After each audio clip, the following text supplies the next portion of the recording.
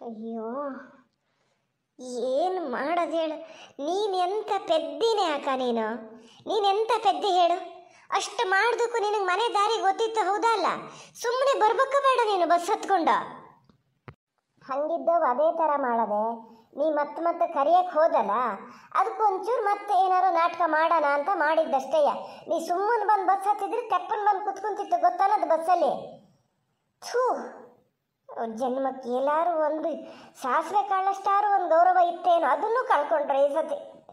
ಅವ್ರ ಮುಖನೇ ನೋಡಲ್ಲ ನೋಡೋಣ ಇನ್ನು. ಥೂ, ಅವ್ರ ಜನ್ಮಕ್ಕಿಷ್ಟು ಯಾಕಾರು ಇರ್ತಾರೇನೋ ಈ ಥರದವ್ರು ಪ್ರಪಂಚದಲ್ಲಿ. ಅದಕ್ಕೆ ಸರಿಯಾಗಿ ನಿಮ್ಮಂಗಿದ್ದವರು ಅವ್ರನ್ನ ಸಾಕಕ್ಕೆ ಬಿಟ್ಟು ಬರೋದು ಬಿಟ್ಟು. ನಂಗಾರು ಒಂದು ಫೋನ್ ಮಾಡ್ದ, ನಾನು ಹೇಳ್ತಿದ್ದೆ ಏನು ಮಾಡು ಏನು ಬಿಡು ಅಂತ. ಅದನ್ನೂ ಮಾಡಲ ನೀನು. ನಿನ್ನ ತಲೆ ಒಳಗೆ ಏನಿತ್ತೆ ಮಾರತೆ? ಈಗ ಕುತ್ಕೊಂಡೆಲ್ಲ ಯೋಚನೆ ಮಾಡೋಕೆ ಹೌದು ಹಂಗೆ ಮಾಡ್ಬೋದಿತ್ತು ಹಿಂಗೆ ಮಾಡ್ಬೋದಿತ್ತು ಅಂತ ಅನ್ನಿಸ್ತದೆ ಕಣೆ. ನಿಂಗೂ ಅನ್ನಿಸ್ತದೆ. ಆದರೆ ನನ್ನ ಪರಿಸ್ಥಿತಿಯಲ್ಲಿ ಹೆಂಗಿತ್ತು ಗೊತ್ತಾ? ನಂಗೆ ಭಾಳ ನಿರೀಕ್ಷಿತ ಕಣೆ. ಹಿಂಗೆ ಮಾಡ್ತಾರೆ ಅಂತ ನಾನು ಅಂದ್ಕೊಂಡ್ಲೇ ಇಲ್ಲ. ಬಸ್ ಸ್ಟ್ಯಾಂಡಿಗೆ ಬಂದು ಹಿಂಗೆ ಬೇರೆ ಕಡೆ ಹೋದರೆ ಏನು ಮಾಡೋಕ್ಕೂ ಆಗಲ್ಲ.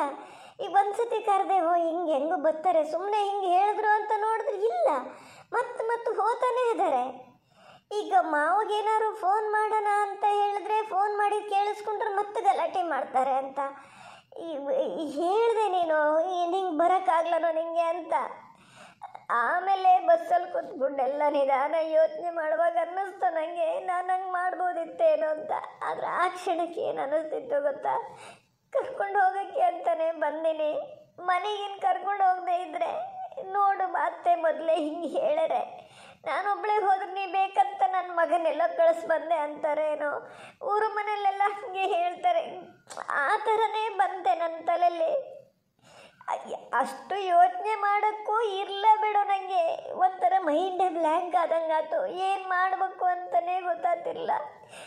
ಯಾವ ಜನ್ಮದಲ್ಲಿ ನನ್ನ ಅಣ್ಣ ಆಗಿದ್ರು ತಮ್ಮ ಆಗಿದ್ರು ನೋಡು, ಆ ಡ್ರೈವರ್ ಬಂದು ಹೇಳಿದಾಗ ಹೇಳ್ಬೇಡ ಕಣೆ ಪೂರ್ವಿತ, ಅದು ನನಗೆ ಏನಾದಂತ ಇಲ್ಲ. ಸುಮ್ಮನೆ ಬೆಳಗಿಂದ ಬೇರೆ ನಾನೇನು ತಿಂದು ಇರಲ್ಲ.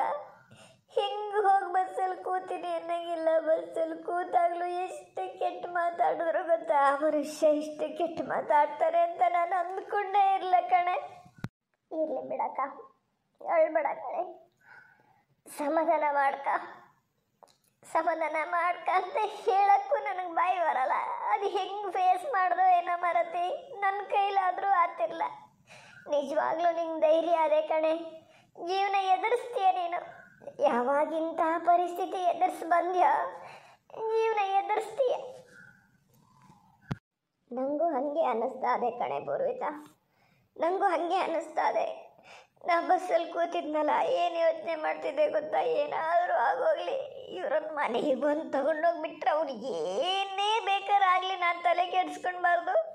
ನನ್ನ ಮಗನ ಜೊತೆ ನಾನು ಆರಾಮಾಗಿದ್ದು ಬಿಡ್ಬೇಕು ಅಂತ ಅಷ್ಟೇ ಯೋಚನೆ ಮಾಡಿದೆ. ಬೇರೆ ಅಂತ ಯೋಚನೆ ಮಾಡೋಕ್ಕೆ ಹೋಗ್ಲ. ಮನೆಗೆ ಬಂದು ನೋಡ್ತೀನಿ, ಬಾಲೆ ಇಲ್ಲ. ಹೆಂಗಾಗಿರ್ಬೇಕು ಹೇಳು ನನಗೆ.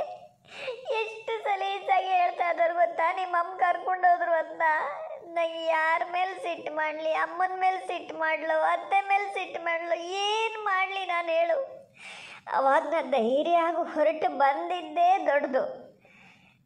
ಆ ಟೈಮ್ ನಂಗೆ ಹಾರ್ಟ್ ಅಟ್ಯಾಕ್ ಆಗದೆ ಇದ್ದಿದ್ದೆ ದೊಡ್ಡದು ಅಂದ್ಬಿಡು. ಆದ್ರೆ ಅಮ್ಮ ಕರ್ಕೊಂಡು ಹೋಗಿರ್ತದೆ ಅನ್ನೋದೊಂದು ಮನ್ಸಲ್ಲಿ ಧೈರ್ಯ ಇತ್ತಾ? ಹಾಗಾಗಂತೂ ಇಲ್ಲಿ ತನಕ ಬಂದೆ. ಅವಾಗ ಕಾರಲ್ಲಿ ಕೂತೊಳ್ಳಿ ಯೋಚನೆ ಮಾಡ್ತಿದ್ದೆ, ನಂಗೆ ಇಷ್ಟು ಧೈರ್ಯ ಹೆಂಗೆ ಬಂತು?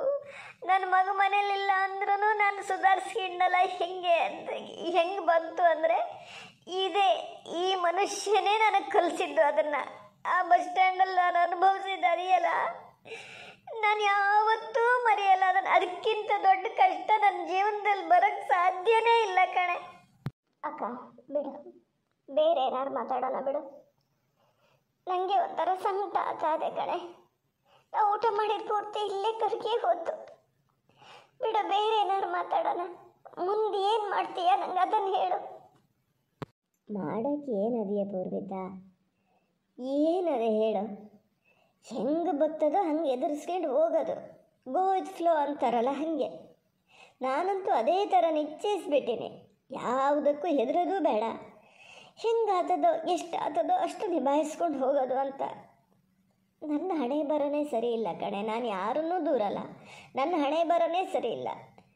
ಮದುವೆಗಿಂತ ಮೊದಲೇ ಎಲ್ಲರೂ ಹೇಳರು ಬಂದಯ್ಯೋ ಇನ್ನೂ ಸೆಟ್ಲ್ಮೆಂಟ್ ಆಗ್ಲನು ಅಂತ ಹೊರಗಡೆ ಜನ ಕೇಳೋದು. ಮನೇಲಿ ಅಪ್ಪಾಜಿ ಅಮ್ಮ ಅಷ್ಟು ಬೇಜಾರು ಮಾಡ್ಕೊಳೋದು ಇನ್ನೂ ಮದುವೆ ಫಿಕ್ಸ್ ಆಗಲ್ಲ ಅಂತ. ಅವಾಗೆಲ್ಲ ಅನ್ನಿಸ್ತಿತ್ತು, ದೇವ್ರೆ ನಂಗೆ ಮದುವೆ ಅಂತ ಒಂದು ಆದರೂ ಸಾಕು, ನಾನು ಆಮೇಲೆ ಸುಖವಾಗಿ ಇದ್ದುಬಿಡ್ತೀನಿ, ಕಷ್ಟನೇ ಇರಲ್ಲ ಏನು ಅಂತ. ಆಮೇಲೆ ಗೊತ್ತಾಗಿದ್ದು ನನಗೆ ಮದುವೆ ಆದಮೇಲೆ ಹೆಂಗಿರ್ತದೆ ಜೀವನ ಅಂತ. ಇದಕ್ಕಿಂತ ಹೆಚ್ಚಿನ ಕಷ್ಟ ಇನ್ನೇನು ಬರೋಕ್ಕೆ ಸಾಧ್ಯ? ಅನುಭವಿಸ್ಬೇಕಾಗಿದ್ದೆಲ್ಲ ನಾನು ಅನುಭವಿಸಾಗಿದೆ. ಇನ್ನು ನೋಡ್ತೀನಿ, ಇನ್ನು ಏನು ಅನುಭವಿಸೋಕ್ಕದೆಯೋ ಖಂಡಿತ ನಾನು ಅನುಭವಿಸ್ತೀನಿ. ನಾನಂತೂ ಈ ಒಂಥರ ಬಂಡ ಧೈರ್ಯ ಮಾಡೀನಿ ಬಿಡು. ಅಲ್ಲ ಕಣೆ, ಅಮ್ಮ ಹೇಳ್ತಿತ್ತು ಕಳಿಸಲ್ಲ, ನಾ ಇನ್ನು ಅಲ್ಲಿ ಕಳಿಸೋದೇ ಇಲ್ಲ, ಅದು ಇರೋದಾದ್ರೆ ಇರಬೇಕು, ಇಲ್ಲ ನಾನು ಹೋಗಲೇಬೇಕು ಅಂದ್ರೆ ಬಾಳೆನ ಮಾತ್ರ ನಾ ಕಳಿಸೋದೇ ಇಲ್ಲ ಅಂತಿತ್ತು. ಎಂತ ಮಾಡ್ತೀಯ? ಅವನು ಬಿಟ್ಟಿರೋದು ಹೌದಾ ನೀನು? ಇಲ್ಲಪ್ಪ, ನಾನು ಯಾಕೆ ಅವನು ಬಿಟ್ಟಿರಲಿ? ಬಾಲನ್ ಕರ್ಕೊಂಡು ಹೋಗ್ತೀನಪ್ಪ, ನಾನು ಕರ್ಕೊಂಡೇ ಹೋಗ್ತೀನಿ. ಈಗ ಇವರು ಹಿಂಗೆ ಮಾಡಿದ್ರು ಅಂತ ಹೇಳಿ ನಾನು ಹೆದ್ರು ಬಂದು ಇಲ್ಲಿ ಕೂತ್ರೆ ಮತ್ತು ಅವ್ರಿಗೆ ಹೆದರ್ಕೊಂಡೇ ಇದ್ದೀನಿ ಅಂತ ಆಗ್ತದೆ. ಇಲ್ಲಿದ್ದರೂ ನನ್ನೇನು ಅವ್ರು ಸುಖವಾಗಿ ಇರಕ್ಕೆ ಬಿಡ್ತಾರೆ ಅಂತ ಮಾಡ್ದ? ಒಂದಲ್ಲ ಒಂದು ಏನಾದರೂ ತೊಂದರೆ ಕೊಡ್ತಾನೆ ಇರ್ತಾರೆ ಅವರು. ಏನು ಮಾಡ್ತಾರೆ ಅಂತಲೇ ಗೊತ್ತಾಗಲ್ಲ. ಅಲ್ಲಿದ್ರೆ ನಂಗೆ ಒಬ್ಳಿಗೆ ತೊಂದರೆ, ಇಲ್ಲಿದ್ದರೆ ಅಪ್ಪಾಜಿ ಅಮ್ಮ ಎಲ್ಲರೂ ಅನುಭವಿಸ್ಬೇಕಾಗ್ತದೆ. ಅದು ಅಲ್ಲದೆ ಇಲ್ಲಿದ್ದರೂ ನಾನೇನಾದ್ರು ಸುಸೂತ್ರ ಇರೋಕ್ಕಾಗ್ತದಾನೆ? ಸುತ್ತಮುತ್ತ ಈ ಥರದ ಕಾಟ. ಅದಕ್ಕಿಂತ ಅಲ್ಲೇ ಇರೋದು ಒಳ್ಳೆಯದು ಪೂರ್ವಿತಾ. ನಾನು ಅಲ್ಲಿಂದ ಬರೋ ಯೋಚನೆ ಮಾಡೋದೇ ಇಲ್ಲ. ಆದರೆ ಇಷ್ಟು ದಿವಸ ಇದ್ದಂಗೆ ಮಾತ್ರ ನಾನು ಇರಲ್ಲ. ನಾ ಏನು ಅಂತ ಇನ್ನು ತೋರಿಸ್ತೀನಿ ನೋಡು. ಹಾಂ ನೋಡು, ಈ ಥರ ಧೈರ್ಯ ಮಾಡಿದ್ರೆ ನೀನು ಎಲ್ಲಿ ಬೇಕಾದ್ರೂ ಇದು ಮಾಡ್ಬೋದು.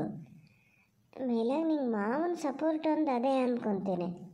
ಹ್ಞೂ ಕಣೆ, ಅವ್ರು ಇಲ್ದಿದ್ರೆ ಹೌದಾ ಪೂರ್ವಿತಾ ನಾನು ಅಲ್ಲಿರೋದು? ಯಾವತ್ತೋ ಬಂದಿರ್ತಿದ್ದೆ ಅಲ್ಲ, ಬದುಕೇ ಇರ್ತಿರಲ್ಲ. ಅದೇ ಈಗೆಲ್ಲ ದಾರಿ ಮೇಲೆ ಬರ್ತಾ ಹೇಳ್ತಾ ಬಂದರು. ಒಂದೊಂದು ಮಾತು ತಲೆ ಒಳಗೆ ಹೋತು, ಒಂದೊಂದು ಮಾತು ಹೋಗಲೇ ಇಲ್ಲ. ನನಗೆ ಎಷ್ಟೊತ್ತಿಗೆ ಬರ್ತೀನಿ, ಎಷ್ಟೊತ್ತಿಗೆ ಬಾಲೆ ಕರ್ಕೋತೀನಿ ಅಂತ ಅವರು ಬೇಜಾರು ಮಾಡ್ತಿದ್ರು. ಇನ್ನು ಏನು ಮಾಡೋದು?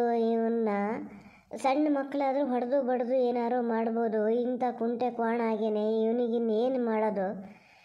ಇದು ಒಂದು ಸತಿ ಆಗಿದ್ದ ಕತೆ ಇನ್ನೊಂದು ಸತಿ ಅವ್ನು ಸತ್ತು ಹೋದರೂ ನಾನೇನು ತಲೆ ಕೆಡಿಸ್ಕೊಳಲ್ಲ, ನಾ ಕರ್ಕೊಂಡು ಹೋಗಲ್ಲ ಆಸ್ಪತ್ರೆಗೆ ಅಂತೇಳಿ ಅದನ್ನೇ ಎಲ್ಲ ಹೇಳ್ತಾ ಬರ್ತಾಯಿದ್ರು. ಹಿಂಗೆ ಇದು ಮಾಡಿದ್ದು ಬಸ್ ಸ್ಟ್ಯಾಂಡಲ್ಲಿ ಈ ಥರ ಮಾಡಿದ್ದೆಲ್ಲ ಹೇಳ್ದ ನೀನಾ? ಇಲ್ಲ, ಹೇಳಕ್ಕೆ ನಂಗೆ ಮಾತಾಡೋಕ್ಕೆ ಮಾತೇ ಹೊರಡ್ತಿರ್ಲಿಲ್ಲ ಕಣೆ. ಅವರು ಹೇಳೋ ಮಾತೊಂದು ಒಂದೊಂದು ಕಿವಿ ಮೇಲೆ ಬೀಳ್ತಿತ್ತು, ಒಂದೊಂದು ಕಿವಿ ಮೇಲೆ ಬೀಳ್ತಿರ್ಲಿಲ್ಲ. ಸುಮ್ಮನೆ ಕೂತ್ಕೊಂಡು ಕೇಳಿಸ್ಕೊತಾ ಇದ್ದೆ ಅಷ್ಟೇ. ಮತ್ತು ಅವ್ರು ನನ್ನ ಹತ್ರ ಎಂತ ಕೇಳಲೂ ಇಲ್ಲ. ನಾ ಹಿಂಗೆ ಬೇಜಾರಲ್ಲಿ ಇದ್ದೀನಿ ಅಂತ ಹೆಂಗೋ ಗೊತ್ತಿತ್ತಲ್ಲ. ಈಗ ವಾಪಸ್ ಹೋಗೋಷ್ಟೊತ್ತಿಗೆ ಹೇಳ್ತೀನಿ, ಎಲ್ಲ ಹೇಳ್ತೀನಿ. ಅಲ್ಲ, ನೀವು ವಾಪಸ್ ಹೋಗೋದು ಅಂತಲೇ ಡಿಸೈಡ್ ಮಾಡಿ ಯಾಕ? ಅಪ್ಪಾಜಿ ಅಮ್ಮ ಇಬ್ಬರು ಕಳಿಸಲ್ಲ ಅಂತ ಹೇಳ್ತಿದ್ರಲ್ಲೇ. ಪೂರ್ವಿತಾ, ನೀನೇ ಒಂಚೂರು ಹೆಂಗಾರು ಅವ್ರನ್ನ ಕನ್ವಿನ್ಸ್ ಮಾಡು. ಹೋಗೋದು ಹೆಂಗೂ ಹೋತೀನ, ಸುಮ್ಮನೆ ಮನ್ಸು ಸಣ್ಣ ಮಾಡ್ಕೊಂಡು ಯಾಕೆ ಹೋಗ್ಬೇಕು? ನಾನಂತೂ ಡಿಸೈಡ್ ಮಾಡೀನಿ ಕಣೆ. ನಿಂಗಾರು ಹೇಳ್ತೀನಿ ಕೇಳೋ. ಇನ್ನೊಂದು ಸತಿ ಯಾವಾಗ್ಲಾರು ಅಮ್ಮ ಬೇಡ ಅಂದ ಕೆಲಸ ನೀನು ಮಾಡಲೇಬೇಡ. ಮೊನ್ನೆ ನಾನು ಆಸ್ಪತ್ರೆಗೆ ಹೊರಟ್ನಲ್ಲ, ಯಾವಾಗಲೂ ಅದಷ್ಟು ಕಂಡೀಷನ್ನಾಗಿ ಹೇಳಿದ್ದೇ ಇಲ್ಲ. ಅವಾಗ್ಲಾರು ನಾನು ಸುಮ್ಮನಿದ್ದಾರೂ ಇರ್ಬೋದಿತ್ತು ಕಣೆ. ಎಷ್ಟು ಹೇಳಿತ್ತು ಗೊತ್ತಾ ಅಮ್ಮ, ಬೇಡೇ ಬೇಡ ಅಂತ. ಆದರೂ ಹೋದೆ. ಹೋಗಿ ನೋಡು ನನ್ನ ಪರಿಸ್ಥಿತಿ ಹೆಂಗಾತಂತ. ಇನ್ಯಾವತ್ತೂ ನಾನು ಅಮ್ಮ ಬೇಡ ಅಂತ ಕೆಲಸ ಮಾಡೋದೇ ಇಲ್ಲ, ನೀನು ಮಾಡಬೇಡ. ಮತ್ತೀಗ ಅದು ಹೇಳ್ತಾ ಇದೆಯಲ್ಲ, ನೀನು ಹೋಗೋದು ಬೇಡ, ನೀನು ಕಳಿಸಲ್ಲ ಅಂತ. ಆದರೆ ನೀವು ಹೋಗ್ತೀನಿ ಅಂತೀಯಾ? ಅದಕ್ಕೆ ಹೇಳಿದ್ದು ನಿಂಗೆ, ಹೆಂಗಾರು ಮಾಡಿ ಒಂಚೂರು ಅಮ್ಮನ ಒಪ್ಸು ಅಂತ. ಅದ್ರ ಒಪ್ಪಿಗೆ ತಗೊಂಡೇ ಹೋಗ್ಬೇಕು, ಹಾಗೆ ಹೋಗಂಗೆ ಇಲ್ಲ. ಇದು ಒಳ್ಳೆ ಚೆನ್ನಾಗದೆ ಕಣೆಯಕ್ಕ. ಅಳಿಯಲ್ಲ ಮಗಳ ಗಂಡ, ಅಳಿಯ ಅಂತನೂ ಹೇಳ್ಬೇಡ, ಮಗಳ ಗಂಡ ಅಂತನೂ ಹೇಳ್ಬೇಡ. ನನಗೆ ಆ ಪದಗಳನ್ನು ಕೇಳೋಕ್ಕೆ ಅಲರ್ಜಿ, ಹಂಗಾತಾದೆ ನನಗೆ. ಅಲ್ಲ, ಮತ್ತು ಮನಸ್ಸಲ್ಲಿ ಇಷ್ಟು ಇಟ್ಕೊಂಡು ಅವ್ರ ಎದುರನ್ನೇ ಹೆಂಗೆ ಜೀವನ ಮಾಡ್ತೀಯ ಅಕ್ಕ? ಅಲ್ಲೇ ಆ ಪದನೇ ಕೇಳೋಕ್ಕಾಗಲ್ಲ ಅಂತೀಯ. ಮನುಷ್ಯನ್ನೇ ನೋಡ್ತಾ ಇರ್ತೀಯಲ್ಲ, ಹೆಂಗಿರ್ತೀಯ? ಅದು ಹೆಂಗೋ ನಿಭಾಯಿಸ್ತೀನಿ ಬಿಡು, ಹೆಂಗೋ ಇರ್ತೀನಿ, ಇರಲೇಬೇಕಲ್ಲ. ಈಗ ನಾನೀಗ ಬೇಡ ಅಂತ ನಾನು ಇಲ್ಲಿಗೆ ಬಂದೆ ಅಂತಲೇ ತಿಳ್ಕ. ಆಗ್ತದೆ, ಜೀವನ ಆಗ್ತದೆ, ಆಗಲ್ಲ ಅನ್ನೋದೇನಿಲ್ಲ. ನನ್ನ ಮಗಗೆ ಅನ್ಯಾಯ ಆದಂಗೆ ಆಗಲ್ಲನೆ. ಅವ್ರು ಈಗ ಹೆಂಗೆ ಬೇಕಾದ್ರೆ ಇರಲಿ ಪೂರ್ವಿತಾ. ಈಗ ಜಮೀನಿಗೆಲ್ಲ ನೋಡು, ಚಿನ್ನದ ಬೆಲೆ ಬರ್ತದೆ, ಹೌದಾ? ನನ್ನ ಮಗನ ಕಾಲಕ್ಕೆ ಅದಕ್ಕೆಲ್ಲ ಎಷ್ಟು ಬೆಲೆ ಇರ್ತದೇನ? ಅವನಿಗೆ ಕೊಡೋಕ್ಕಾಗ್ತದ? ಅಷ್ಟು ಆಸ್ತಿ ನಂಗೆ ಇಲ್ಲೇನಾರು ಮಾಡಿಡೋಕ್ಕಾಗ್ತದ? ಅವನ ಕಾಲಕ್ಕಾರು ಅದನ್ನೆಲ್ಲ ಇಂಪ್ರೂವ್ ಮಾಡ್ಕೋಬೋದೆ. ಆವಾಗ ಒಂಥರ ಅವನಿಗೆ ಹೊರಗಡೆಯಿಂದ ಏನೋ ಇದು ಮಾಡಬೇಕು ಅನ್ನೋದಿರಲ್ಲ ನೋಡು. ಮನೆಯೂ ಒಂದು ಉದ್ಧಾರ ಆದಂಗೆ ಆಗ್ತದ, ನನ್ನ ಮಗುಗೂ ಒಂದು ನೆಲೆ ಆಗ್ತದ. ಸುಮ್ಮನೆ ಇರಕ್ಕ. ಯಾವ ಕಾಲದಲ್ಲಿದ್ದೀಯ ನೀನು? ಯಾವ ಕಾಲದಲ್ಲಿದ್ದೀಯೆ? ಹಂಗಾರೆ ಆಸ್ತಿ ಮನೆ ಇಲ್ಲದೆ ಇದ್ದವ್ರು ಯಾರೂ ಜೀವನ ಮಾಡೋದೇ ಇಲ್ಲ. ಅಷ್ಟು ಆಸ್ತಿ ಮನೆ ಇಟ್ಕೊಂಡು ನಿನ್ನ ಅತ್ತೆ, ನಿನ್ನ ಮಾವ, ನಿನ್ನ ಗಂಡ ಏನು ದಂಡು ಕಡ್ದಾರೆ? ಏನು ದಂಡು ಕಡ್ದಾರೆ ಹೇಳು? ಅದೇ ಇದು ಯಾವುದು ಅಂತ ಬಿಟ್ಟು ಹೋದ ನಿನ್ನ ಮೈದನ್ನ ಹೆಂಗದಾರೆ ಇವತ್ತು ಬೆಂಗಳೂರಲ್ಲಿ? ಹೆಂಗದಾರೆ? ಅಯ್ಯೋ, ನಿನ್ನ ಮಗಗೆ ಈಗಿರೋ ಆಸ್ತಿ ಉಳಿಸ್ತೀನಿ ಅಂತ ಹೇಳಿ ಅವನಿಗೆ ಮತ್ತೊಂದು ಥರದ ಇಕ್ಕಟ್ಟಿಗೆ ಸಿಕ್ಸ್ ಹಾಕ್ಬೇಡ ನೀನು. ಅವತ್ಲಾಗ ಹೊರಗಡೆ ಹೋಗಂಗೂ ಇಲ್ಲ, ಇಲ್ಲಿ ಇರಂಗೂ ಇಲ್ಲ, ಆ ಥರ. ಅದ್ರ ಬದಲು ಅವನು ಚೆನ್ನಾಗಿ ಓದಿಸು, ಒಳ್ಳೆ ಬುದ್ಧಿ ಕಲಿಸು. ಅವನೇ ದೊಡ್ಡ ಆಸ್ತಿ ಆತಾನೆ. ಅವನಿಗೆಂತಕ್ಕ ಆಸ್ತಿ? ಅಲ್ಲ, ಹೌದು, ಅದು ಒಂದು ಹೌದು ಬಿಡು. ನಿನ್ನ ಮಾತು ಏನಲ್ಲ ಅನ್ನೋಕ್ಕಾಗಲ್ಲ. ಆದ್ರೆ ಅವನಿಗೆ ಒಂಥರ ದೊಡ್ಡ ಆದಮೇಲೆ ಇದನ್ನೆಲ್ಲ ನೋಡಿದಾಗ ನಮ್ಮಮ್ಮಲ್ಲೇ ಬಿಟ್ಕೊಂಡಿದ್ರೆ ನಾನು ಚೆನ್ನಾಗಿರ್ತಿದ್ನೇನೋ, ನನ್ನಲ್ಲಿಂದ ಕರ್ಕೊಬಂದು ಹಿಂಗೆ ತಪ್ಪು ಮಾಡ್ತು ಅಂತ ಹಾಗೇನಾರ ಅವನ ತಲೆಯಲ್ಲಿ ಬಂದರೆ ಏನು ಮಾಡಲೆ? ಅದು ಒಂದೊಂದು ಸರಿ ಯೋಚನೆ ಬರ್ತದೆ ನನಗೆ. ಅವನಿಗೊಂಥರ ಅನ್ಯಾಯ ಆಗ್ತದೇನೋ ಅಂತ. ನೀ ಅಲ್ಲೇ ಆ ಮನೆಯಲ್ಲೇ ಬಿಟ್ಕೊಂಡ್ರು ನಿನ್ನ ಮಗಗೆ ಆ ಥರದ ಆಲೋಚನೆ ಬರೋಲ್ಲ ಆಮೇಲೆ ಅಂತ ಹೆಂಗೆ ಹೇಳ್ತೀಯ? ಹೆಂಗೆ ಹೇಳ್ತೀಯ ಹೇಳು? ನಿನ್ನ ಅತ್ತೆ, ನಿನ್ನ ಗಂಡ ಅವು ಯಾವ ಕಾಲಕ್ಕೂ ಬದಲಾಗೋ ಪೀಸೇನಲ್ಲ, ಹಾಗೇ ಇರವವು. ಅವನಿಗೆ ತಲೆ ಚಿಟ್ಟು ಹಿಡ್ದು ಹೋಗ್ತದೇನ? ನಮ್ಮ ಮಮ್ಮಿ ಎಂತಕ್ಕೆ ಇಷ್ಟು ವರ್ಷ ಇವ್ರ ಜೊತೆ ಅದೇ, ಆವಾಗಲೇ ನನ್ನನ್ನು ಆ ಕಡೆ ಬೇರೆ ಕಡೆ ಎಲ್ಲಾರು ಕರ್ಕೊಂಡು ಹೋಗಿದ್ರು ನಾನು ಆರಾಮಾಗಿರ್ತಿದ್ನೇನೋ, ಇವ್ರ ಜೊತೆ ಇದ್ದು ನನ್ನ ಜೀವನ ಹಾಳಾಯ್ತು ಅಂತ ಅನ್ಸಿದ್ರೆ ಅವಾಗ ಏನು ಮಾಡ್ತೀಯ? ಅಯ್ಯೋ ಪೂರ್ವಿತಾ, ನೀ ಹಿಂಗಿದ್ದೆಲ್ಲ ಮಾತಾಡಿ ನಾನು ಮತ್ತು ಹೆದರಿಸ್ಬೇಡ ಮರತೆ. ನಾ ಏನೋ ಒಂದು ತಲೆ ಒಳಗೆ ಇಟ್ಕೊಂಡೀನಿ, ಹಾಗೆ ಇದು ಮಾಡ್ತೀನಿ ಎಂತ ಇಲ್ಲ, ಬೇರೆ ಏನು ಯೋಚನೆ ಮಾಡಲ್ಲ. ನಾನು ಅಲ್ಲಿಗೆ ಹೋಗ್ತೀನಿ. ಏನೇ ಹೇಳು, ಹೆಣ್ಣಿಗೊಂಥರ ಗಂಡನ ಮನೇಲಿದ್ದರೆ ಗೌರವ ಕಣೆ. ಹೇಳಕ್ಕೆ ಸುಲಭ ಅದು, ನಾವು ಬಂದು ಇಲ್ಲಿರ್ಬೋದು, ಜೀವನ ಎದುರಿಸ್ಬೋದು ಅಂತ. ಆ ಥರ ಮೆಂಟಾಲಿಟಿನೂ ಇರ್ಬೇಕಾಗ್ತದೆ. ಯಾರು ಒಬ್ರು ಏನಾರು ಹೇಳ್ದು ಕೂಡಲೇ ಇಲ್ಲಿ ಬಂದು ಒಳಗಳ್ತ ಕೂರಂತರ ಆದರೆ ಹೆಂಗಾಗ್ತದೆ? ಇಲ್ಲಿದ್ದರೂ ಗೋಳು, ಅಲ್ಲಿದ್ದರೂ ಗೋಳು. ಅತ್ಲಾಗಲ್ಲೇ ಇದ್ದು ಬಿಡ್ತೀನಿ ಬಿಡು. ಮಾವಗೂ ಪಾಪ ತುಂಬ ಬೇಜಾರಾಗ್ತದೆ ಕಣೆ. ನಾನು ಅಲ್ಲಿಂದ ಬಂದರೆ ಅವರಷ್ಟು ಸಪೋರ್ಟ್ ಮಾಡ್ತಿರೋಷ್ಟೊತ್ತಿಗೆ ಅವರಿಗಾರು ಒಂದು ಬೆಲೆ ಕೊಡ್ಬೇಕಲ್ಲ ನಾನು. ನೀನು ಬಿಡಕ್ಕ, ಯಾರು ಎಷ್ಟೇ ಹೇಳಿದ್ರು ನಿನ್ನ ತಲೆ ಒಳಗೆ ಏನದೆಯೋ ಅದನ್ನೇ ಮಾಡೋದು ನೀನು. ಹೇಳ್ದಕ್ಕೂ ಅದಕ್ಕಾಗಿ ಸರಿಯಾಗಿ ಏನಾದರೂ ಒಂದು ಪಾಯಿಂಟ್ ಇಟ್ಬಿಡ್ತೀಯ. ನಮಗೂ ಏನು ಹೇಳಕ್ಕೆ ಮಾತಿರಲ್ಲ ಆವಾಗ. ಅದರ ಮಧ್ಯೆ ಈಗ ಅಮ್ಮ ಬೇರೆ ನಾನು ಕಳಿಸಲ್ಲ ಅಂತ ಅಷ್ಟು ಹಠ ಮಾಡ್ತಾ ಇದೆ. ಅದ್ರ ಒಪ್ಪಿಗೆ ತಗೊಂಡೇ ಹೋಗ್ಬೇಕು ಅಂತೀಯ ಬೇರೆ. ಏನು ಮಾಡ್ತೀಯಪ್ಪ? ಪ್ಲೀಸ್ ಕಣೆ ಪೂರ್ವಿತಾ, ಅಮ್ಮನನ್ನು ನೀನೇ ಒಪ್ಪಿಸು.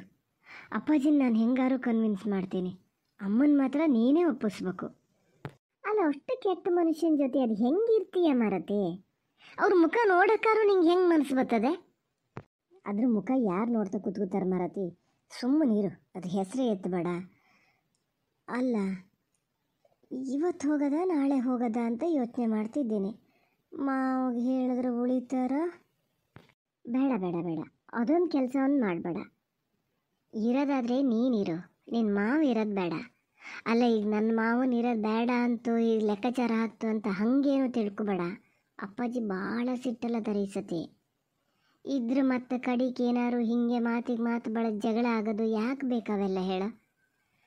ನಾ ಹೇಳಿದ್ರೆ ನೀನೊಂದು 10 ದಿನ ಇರು ಇಲ್ಲೇ, ಆಮೇಲೆ ಹೋಗ್ಬೋದು. ನಿನ್ನ ಮಾವು ಹೋಗಲಿ. ಇಲ್ಲ ಕಣೆ ಪೂರ್ವಿತಾ, ಹಂಗೆ ಆಗಲ್ಲೇ. ಈಗ ನೋಡಲ್ಲಿ 2 ದನ ಕೊಡ್ತಾ ಇದ್ದಾವೆ. ಮಾಸ್ಕಿಂಡೆ ಬಿಡ್ತು ಹೋಗ್ಬೇಕಾರೆ ನಾನು ಹೋಗೋರೊಳಗೆ ನೋಡ್ಬೇಕಾರೆ. ಮತ್ತು ನಿವ್ರತ್ತೇನು ಎಂತ ಕೊಡೋದು ಇಲ್ಲ. ಗುಂಡೊಂದು ಮಾಡ್ತಾನೆ, ಆದರೂ ಅವ್ನು ಎಷ್ಟಂತ ಮಾಡ್ತಾನೆ. ಈಗ ಹಾಲು ಕೊಡ್ತಾ ಇದ್ದೀವಿ, ಹೌದಾ? ಎಂಥ ಸಣ್ಣ ಪುಟ್ಟ ಖರ್ಚಿಗೆ ಆತಿತ್ತು. ಈಗ ಅಲ್ಲಿಗೆ ಕೊಡೋದು ಬಿಟ್ಟರೆ ಮತ್ತು ಆಮೇಲೆ ಫಸ್ಟಿಂದ ಸರಿ ಮಾಡ್ಕೋಬೇಕಾಗ್ತದೆ.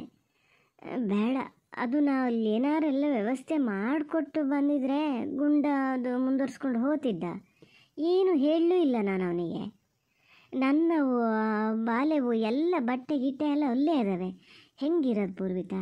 ಆಗಲ್ಲ, ಬೇಡ, ಈ ಸತಿ ಹೋಗ್ತೀನಿ, ಇವತ್ತೇ ಹೋಗ್ತೀನಿ. ಹಂಗಾರೆ ನೀ ಹೇಳ್ದಂಗೆ ಹೌದು, ಉಳಿಯೋದು ಇಲ್ಲ. ಹೆಂಗಾರು ಮಾಡ, ಅಮ್ಮನೊಂದು ಒಪ್ಸೆ ಪ್ಲೀಸ್ ಕಣೆ.